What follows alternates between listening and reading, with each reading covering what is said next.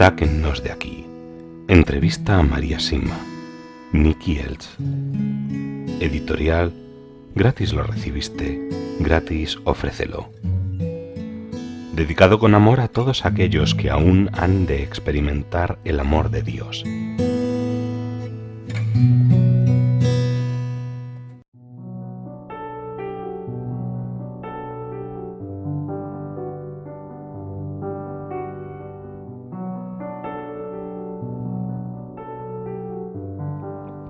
Funerales y tumbas.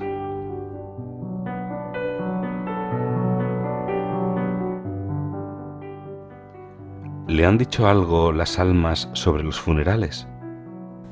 Sí, me han dicho que prefieren quedarse en su hogar durante un tiempo y no que las lleven a los fríos tanatorios de inmediato. Allí no se ora por ellas. Necesitan las oraciones que se hacen cuando todavía están en su casa, y si se les lleva con rapidez normalmente se descuidan estas oraciones. También pueden observar su propio funeral, como ya mencioné anteriormente. Pueden saber quién está rezando por ellas y quién está allí únicamente por estar. Escuchan lo que decimos aquí sobre ellas. Las lágrimas no les ayudan nada, son necesarias para nuestro consuelo, pero no para el de ellas. Los funerales deberían ser simples y llevarse a cabo con mucho amor en el corazón. ¿Hay algo que no aprobarían de los funerales actuales? No les gusta escuchar que se digan falsedades sobre ellas, aun cuando la verdad no siempre sea atractiva. Los elogios deben ser honestos, si es nuestro deseo ayudarlas en su viaje.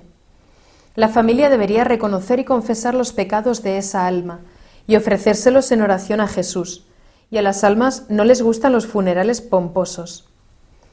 No les gusta la cremación, ni que sus restos se donen o se vendan a la ciencia o a los hospitales. Es ridículo desparramar las cenizas desde aviones o tirarlas en el océano, y no le hace ningún bien a nadie. A las almas realmente les duele, porque de ese modo los vivos las olvidan más fácilmente en lugar de ocuparse de ellas con oraciones y pequeños gestos de amor en forma constante. La Iglesia permitió la cremación solo para lograr que hubiera menos sacrilegios. Fue más una decisión política que una decisión que sirva de ayuda. No les gusta nada que no sea piadoso o que se las muestre bajo una luz distorsionada. Recordarlas en la presencia de Jesús es precisamente reunirlas nuevamente, intervenir en su lugar y hacer bien ante Dios, algo que no hicieron tan bien en su día. Esto me recuerda a un alma que se me presentó una vez durante el día. Una tarde caminaba por el bosque de regreso a casa y vi venir a una señora muy anciana. Mi primer pensamiento fue: Dios mío, qué vieja parece. Caminaba hacia mí y se veía triste y como perdida. La saludé y le pregunté por qué estaba allí arriba a solas. Le dije que se estaba haciendo tarde. Me contestó: nadie se preocupa por mí. Nadie me invita a pasar a su casa y debo dormir en la calle. Pensé: debe tener las tuercas un poco flojas. Lo pensé un segundo y luego le ofrecí llevarla conmigo, sabiendo que si era una molestia no se quedaría por mucho tiempo. Puede venir conmigo, pero mi casa es pequeña. Es todo lo que tengo, pero es un techo y puedo darle de comer. Se alegró instantáneamente y dijo: eso era todo lo que necesitaba, y desapareció.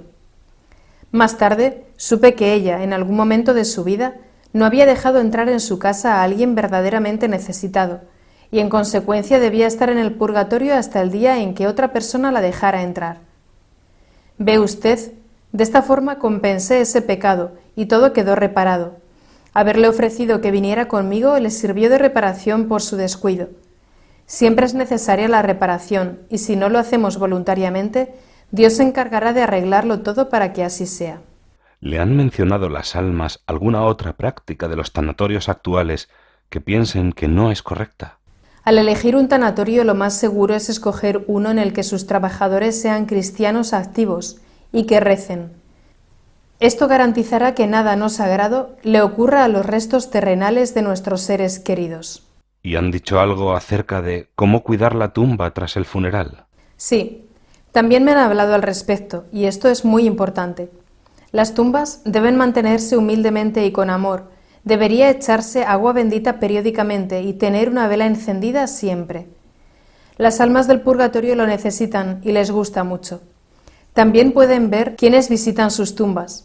Tales visitas las ayudan a ellas y a nosotros más de lo que pensamos.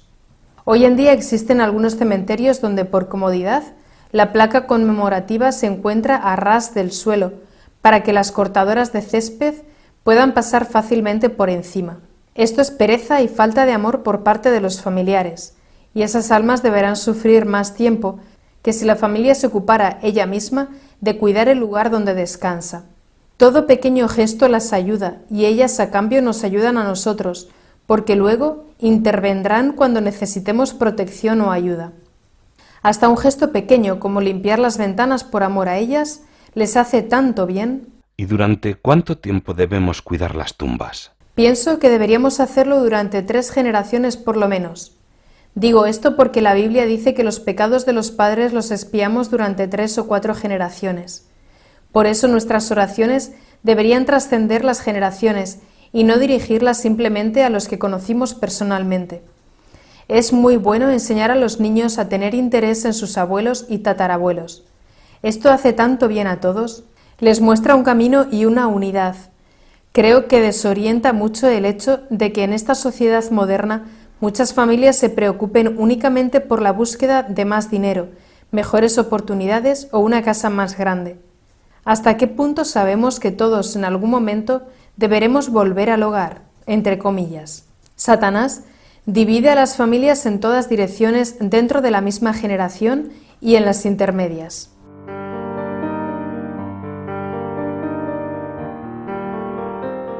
El matrimonio, la familia y los hijos.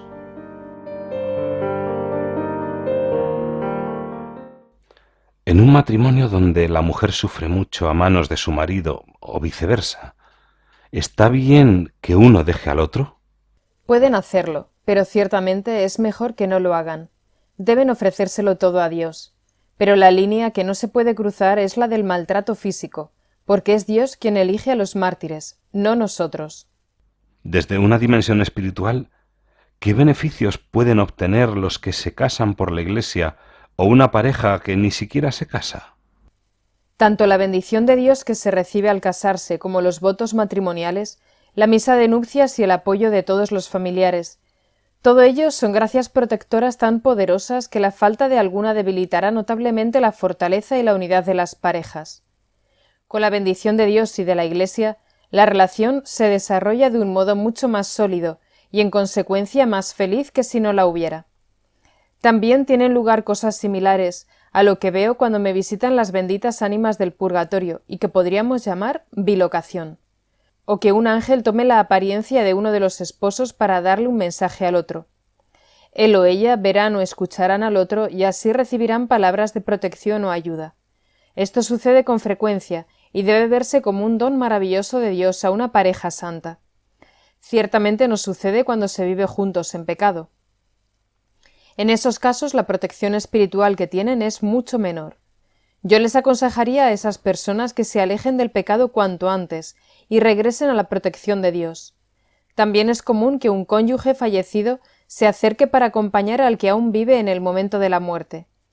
¡Qué gran felicidad será para ambos! El amor verdadero, generoso y bendito nunca, nunca muere.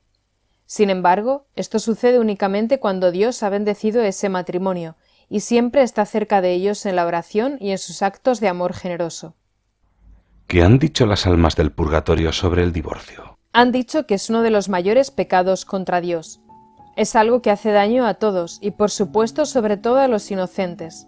Es nada más y nada menos que un asesinato espiritual, emocional y mental, cometido contra el mayor don que Dios nos ha dado, la capacidad de participar en la creación de la vida y de sus frutos, nuestros hijos. Ningún hijo de una familia divorciada crecerá tan plenamente como Dios lo había planeado. En este siglo, millones de veces más que antes, Satanás irrumpe dentro de las familias y dentro de los vientres de las mujeres, corrompiendo y destruyendo en pedazos los lazos sagrados que mantienen a las familias dentro del plan de Dios, corrompiendo y destruyendo en pedazos a los niños que Dios les ha dado. Para reparar por estos dos pecados es lo que las almas del purgatorio anuncian que llegará pronto y que causará una gran conmoción. Y en países como en los Estados Unidos, donde más del 50% de los matrimonios se rompen, Dios pronto hará algo para que esto cambie rápidamente. Se pondrá del lado de los humildes, de los inocentes, de quienes rezan y aman, y castigará al resto por sus interminables ofensas contra el amor. Las empresas, las organizaciones, los abogados, las iglesias, los médicos y psicólogos que mienten, confunden, conspiran, se enriquecen y de este modo distorsionan la verdad con el fin de continuar con la más terrible de las guerras, pronto experimentarán la cólera de Dios como nunca antes se ha conocido. Dios, ten piedad de aquellos que saben lo que están haciendo. Y nosotros tenemos el deber de informar a los que no lo saben qué es lo que están haciendo. ¿Le han dicho algo las benditas ánimas del purgatorio sobre los procesos de nulidad de los matrimonios? Sí, me han dicho que la Iglesia está otorgando demasiadas anulaciones. Son temas que deben examinarse en profundidad. Me temo que sea verdad hasta cierto punto, que aquellos con buenas conexiones y con dinero tienen un mayor acceso a las anulaciones, y difícilmente esto puede ser voluntad de Dios. Por supuesto que hay casos en los que se da coacción, o hay limitaciones emocionales u otras situaciones que invalidan realmente el matrimonio desde su inicio, pero son cuestiones serias que deben tratarse con mucho amor, pero también rigurosamente. María, ¿qué más podrían comunicar las benditas ánimas del purgatorio a sus familias? Pueden pedirle a un miembro de su familia que haga algo bueno que ella durante su vida no hizo o lo hizo mal. Y si siguen sus indicaciones, sus familiares le ayudarán a continuar su camino al cielo. Pueden advertirles para que eviten esto o aquello. Protegen a sus familias, las guían y les transmiten amor y seguridad de muchas maneras distintas. ¿Hay algo que las benditas ánimas del purgatorio no mencionarán nunca a sus familias? No dirán ni harán nada negativo, ni nada que suponga una crítica o un juicio de valor. Siempre se tratará de algo positivo, de ayuda, de protección y, por tanto, reparador. ¿Hay familias a las que las visiten sus parientes difuntos condenados en el infierno, pero sin que la familia sea atacada o acosada por ellos? Sí las hay, pero estas almas no piden nada por ellas porque se encuentran fuera de toda ayuda y de toda gracia. En esos casos solamente les recuerdan a sus familiares su propia condición y la existencia del infierno. ¿Le han dicho algo las benditas ánimas del purgatorio sobre el movimiento feminista? No, no en esos términos, excepto que ninguna mujer debería estar alrededor del altar. En la sociedad actual es bueno que compitan con los hombres en condiciones de igualdad, que tengan sus propias carreras, pero siempre y cuando la familia no quede ignorada y relegada. También en este tema, tanto las mujeres como los hombres cometen muchos pecados graves en la actualidad. Cuando se descuida a los hijos o al marido o a la mujer, se deberá sufrir mucho por ello luego. Definitivamente, este es uno de los pecados más serios que divide mucho. ¿Le han dicho algo las benditas ánimas del purgatorio sobre lo que se suele hacer con los abuelos en las sociedades occidentales? Me refiero a no tenerlos en casa y llevarlos a residencias de ancianos donde con frecuencia se les trata como un número más, o peor aún, donde en algunos lugares les drogan para que queden inconscientes y mueran pronto. No específicamente, pero ¿hace falta que nos aclaren algo sobre pecados tan grandes como los que cuenta? Son unos pecados enormes. ¿Con qué frecuencia son los abuelos quienes enseñan a rezar a los niños y en cuántas familias son los abuelos quienes unen a las diversas generaciones, debido a que están allí para compartir la sabiduría adquirida a lo largo de tantos años de experiencia? Echarlos de casa solo puede ser obra de Satanás.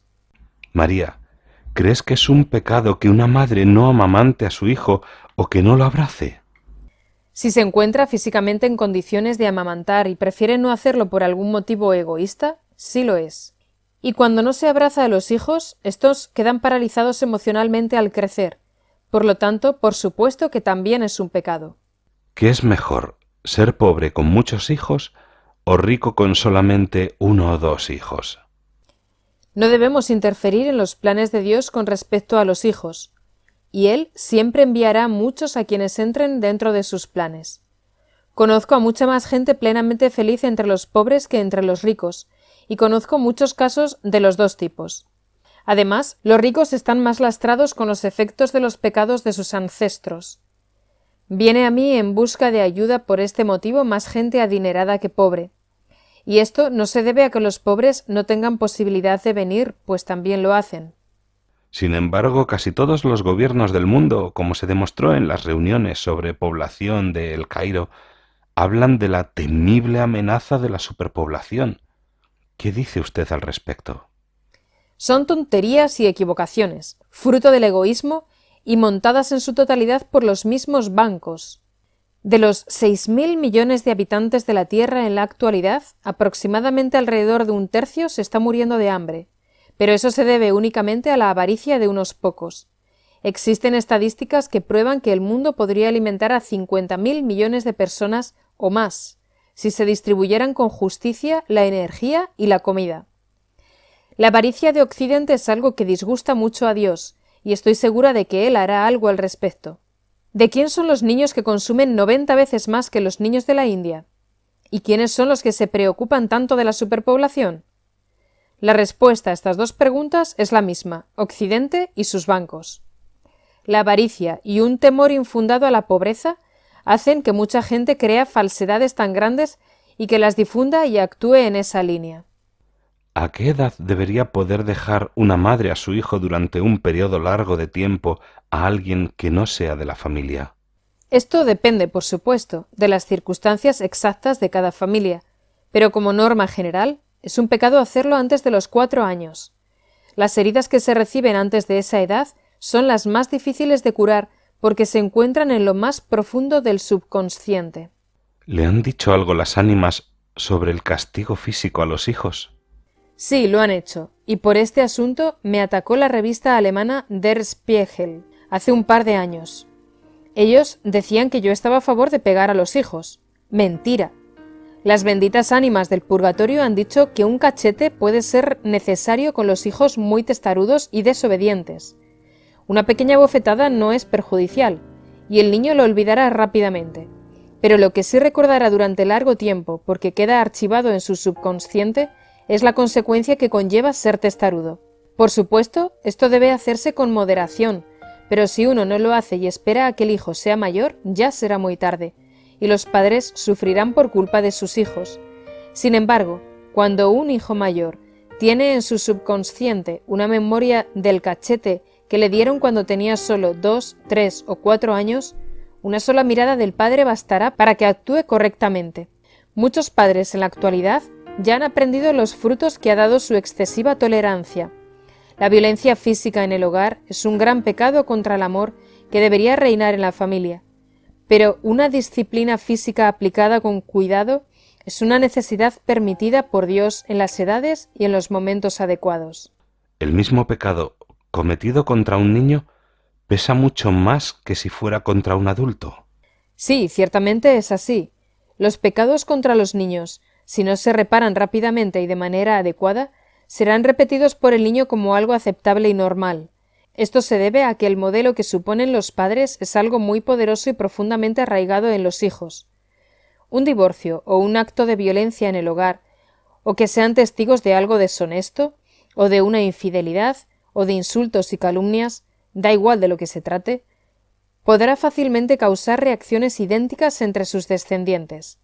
Ser padre es mucho más importante de lo que la sociedad moderna cree. Se delegan fácilmente estas responsabilidades a quienes se llaman profesionales, pero que no poseen los vínculos otorgados por Dios como los poseen los padres. Y estos profesionales cometen errores como lo hacen todos los seres humanos. ¿Los niños con discapacidades mentales pasan algún tiempo en el purgatorio? Sí, es así.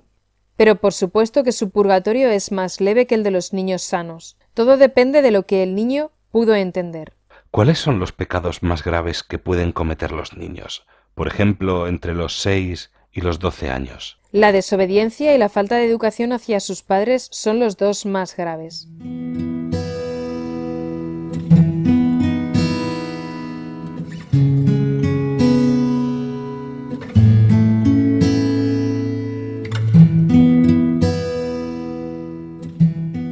Sáquennos de aquí.